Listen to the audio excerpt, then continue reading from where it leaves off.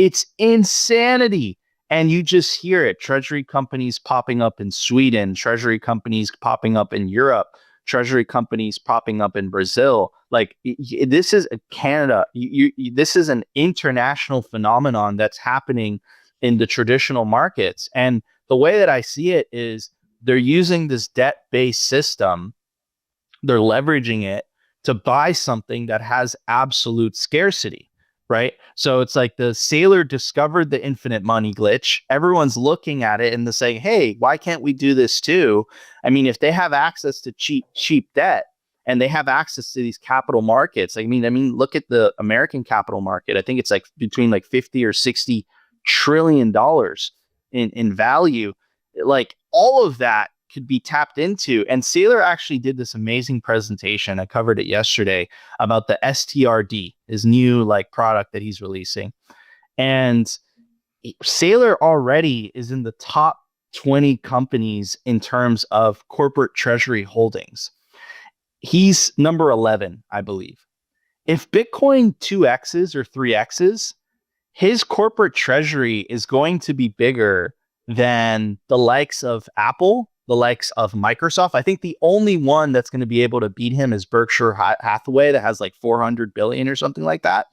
But all these other companies, they're just sitting on their hands. And is Saylor actually making a product? Like, is he going out there and producing the best GPU money could buy, NVIDIA? Is he producing iPhones, Macs? Is he actually making something? No, he's not doing anything. He's just sitting on a better asset than all these companies, right? And he's proving that to the rest of Wall Street. And I think it's just a matter of time. I would say by the end of this cycle, so by the end of Trump's second term, all these companies are going to have some type of exposure to Bitcoin. And a lot of people forget Elon, which is part of the Big Seven, Tesla is part of the Big Seven. They have 10,000 Bitcoin they've been sitting on. They sold some, but they're still sitting on it. And I don't know if you guys saw that tweet by Elon yesterday. Him and Trump had a fallout where he was basically like, fiat is worthless. Like, fiat is worthless. Inflation is a form of taxation. So, this is happening whether people like it or not. And the beautiful thing about markets is that the more strategy performs on the public markets, it's going to force the hand of these other companies because their shareholders are going to say, hey, WTF. Like, this guy isn't even making anything. He's just putting his corporate treasury into Bitcoin. Like, why in the hell are you guys not doing this? This makes absolutely no sense. So it's just a matter of time, but that also creates an opportunity for everybody who's watching on the sideline. Because I think this is I agree with British Hodl. This is your last opportunity. I don't think you'll have this opportunity 4 years from now. I think the window will be closed. I think you're going to have to be okay with buying $500,000 Bitcoin or $400,000 Bitcoin. And that's going to suck. Like, that's going to be a very tough pill to swallow, right? So I think the window's closing. One of the things that I spent a couple decades managing money for people in TradFi. And one thing that you notice when you're doing that is that until Wall Street has their hands around something and a way to make money selling it, they don't promote it. And I feel like we're just at the very earliest stages of Wall Street starting to promote this. So like, you have the corporates buying it in their treasury, you have the ETFs, but you don't have the front end sales force out there putting it in every retail's portfolio. And you've got a seemingly like lack of retail involvement in this whole cycle. So I'm wondering, British, if you think that is what's coming next, is that once Wall Street really has their hands around this at a deep, deep level, if there's going to be a hype cycle and a promotion cycle coming, maybe even, in the next phase or soon, that really sucks retail back into this thing. Yeah, one thing I want to point out is despite all of that, the fact that they haven't got their hands around it, IBIT, BlackRock their IBIT fund generates more business income for them than their S&P 500 fund. Mm-hmm. And that's before the front end sales team has got their ability to sell this product. So this is, the incentives are lining up. If you're sitting there with wealth, one of the key skills you're supposed to learn is to be able to follow the incentives.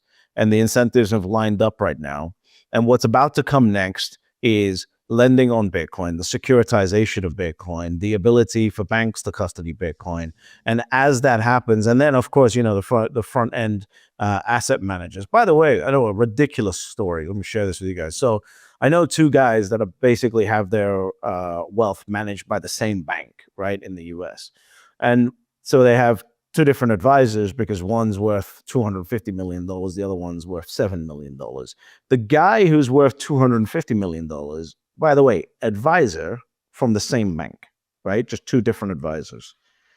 The $250 million advice is you need to allocate to Bitcoin, and the $7 million guy is not being told to allocate to Bitcoin at this point. So it's fascinating to me that is even happening. But look, I think Wall Street is just about figuring out how to actually sink its teeth into Bitcoin. And once they do that, this is going to be like real estate in the 70s, right? When they figured out mortgage-backed securities, that's when real estate really took off, because they just realized we can just print as much money as possible and shove it into housing and try and get as much debt into the hands of people as possible to pump up this asset. And they can do that with Bitcoin. And by the way, they don't need to worry about defaults. They don't need to worry about someone trashing the asset. They don't need to worry about, they don't need to worry about any social consequences that come with Bitcoin. And the beautiful thing about it is they don't need to convince anyone to buy the debt because everyone wants it, right? And they can shove it into the hands of a small number of people, which, by the way, this may actually be good for the world, because then real estate can normalize. We can actually have a deflation in real estate prices, or just, a normalization in real estate prices, if not a deflation. And it will make everyone's lives a lot better if Bitcoin is the asset that Wall Street decides to pump. And that's what I think is going to happen. The fact that Larry Fink is on interview with the lady at Davos and basically looks at her dead in the face and says, nobody should be surprised if Bitcoin is $700,000 a coin.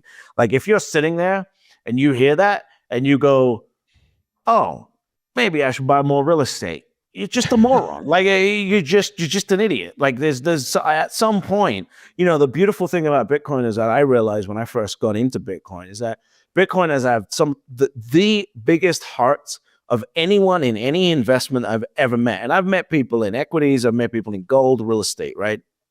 Bitcoiners have the biggest heart, because the reality is that when it comes down to this, nobody gives a shit about you. The only thing that matters is how much Bitcoin you have. This is not a human network. It's not a tree-hugging network. It's a monetary network. And what that means is how much you own dictates how much power you have. And so that's why, Wall Street's getting its teeth sunk into this. There's no promotion about it. There's nothing going on. And by the way, I said just wait until the ETFs are approved, because as soon as BlackRock gets into the game, suddenly Bitcoin's going to be good for the environment. It took 2 weeks. It took 2 weeks for a KPMG report to come out and say, suddenly Bitcoin's good for the environment. Right. So all of that is happening. It's about to start accelerating, and they will perp walk retail straight into Bitcoin as and when the infrastructure is ready. So right now you've got an opportunity to front run all of that. But like Nico's been saying, it's not, you're at the tail end of this. This is not like you have, the next 5 years to figure this out. This is happening now. And when people are saying, that, oh, all of these things are happening, that's what we were saying I was saying in 2021, like, this is going to happen. This is fucking going on right now. That's how urgent this is. This is happening now. The president's talking about Bitcoin now. Larry Fink's talking about Bitcoin now. They're buying Bitcoin now. IBIT is generating more revenue than the S&P 500 fund now. So what's going to happen in the next 5 years? So you've heard Bitcoin is the new gold rush by now. As world leaders on all sides have endorsed it as the future of money, and now you're looking to get started, we'll show you how. It's actually easier than you think. First, go to your nearest Byte Federal ATM and turn your cash to coin.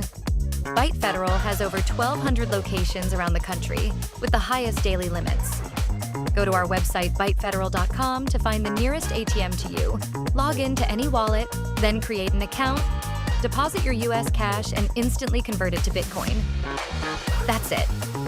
We are the only US manufacturer and operator in the Bitcoin ATM industry, and our US-based live customer service is second to none.